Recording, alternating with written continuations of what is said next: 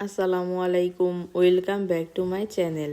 আজকে আমি আপনাদের সাথে শেয়ার করব সবচেয়ে সহজ পদ্ধতিতে মিষ্টি কুমড়ো শাক ভাজার রেসিপি। প্রথমে মিষ্টি কুমড়ো শাকগুলোকে কেটে বেছে ধুয়ে নিয়েছি।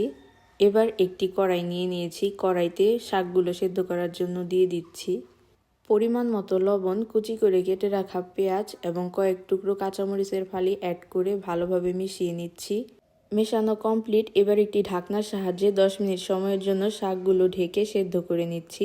চুলার আঁচ হাই ফ্লেমে রেখে 10 মিনিট সময় শাকগুলোকে সেদ্ধ করে নিয়েছি। শাকের মধ্যে যে এক্সট্রা পানি থাকে এর জন্য একটি স্ট্রেনারে পানি ঝরা দিয়ে নিয়েছি। একটি কড়াইতে পরিমাণ মতো সয়াবিন তেল দিয়ে দুটো শুকনো মরিচ এখানে ভাজার জন্য দিয়ে দিয়েছি। শুকনো মরিচ একটু কালো কালার হয়ে গেলে কুচি করে কেটে রাখা রসুন এবং অল্প কিছু পরিমাণে কুচি করে রাখা পেঁয়াজ অ্যাড করে লালচে কালার করে নিয়েছি।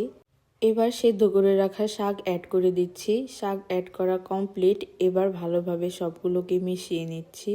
চুলার আঁচ মিডিয়াম রেখে এগুলোকে 5 থেকে 6 মিনিট সময় ভালোভাবে মিশিয়ে নিতে হবে এবং অনবরত নাড়াচাড়া করতে থাকতে হবে।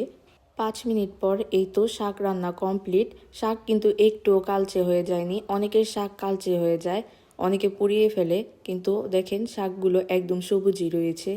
মিষ্টি কুমড়ো শাকের এই সহজ রেসিপিটি আপনাদের কেমন লেগেছে অবশ্যই কমেন্ট বক্সে কমেন্ট করে জানাবেন।